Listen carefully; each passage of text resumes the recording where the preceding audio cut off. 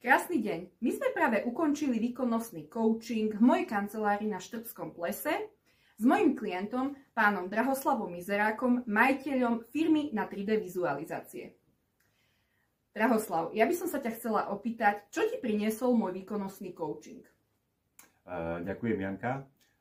Tvoj výkonnostný coaching mi priniesol pozitívne zmeny v myslení, a to už od prvého sedenia, ktoré sme mali.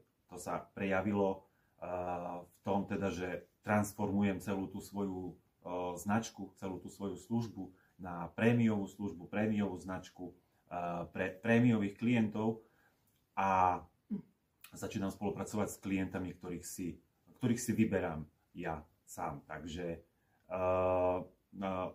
okrem teda slovenského a českého trhu, na ktorom pôsobíme už dlhšiu dobu, tak momentálne expandujeme aj do zahraničia a to bola práve tá vec, s ktorou mi Janka tiež pomohla.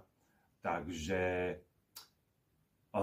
jednoducho ideme podľa plánu, aký sme si nastavili s Jankou, a od prvého sedenia vidím výsledky, pretože robím akcie, ktoré sme si nastavili, a jednoducho, keď robíte akcie, to vám musí priniesť nejaké reakcie a nejaké výsledky. Takže tak. Ďakujem veľmi pekne. Ty si mi ešte spomínal vo výkonnostnom coachingu, Drahuš, že si prešiel určitou hlbokou transformáciou, zmenou. Čo si pod tým vieme predstaviť? Prešiel som zmenou predstavme si pod tým také zamestnanecké myslenie na myslenie majiteľa, ako keby, že?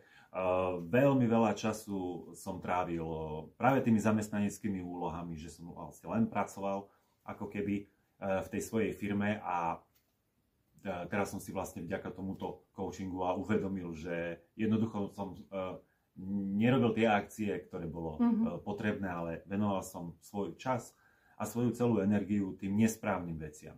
Na to, aby môj biznis mohol nejakým spôsobom rásť a nestagnovať, nielen stáť na mieste, na to je potrebné vykonávať úplne iné typy akcií, a na tom práve pracujem, to práve robím, takže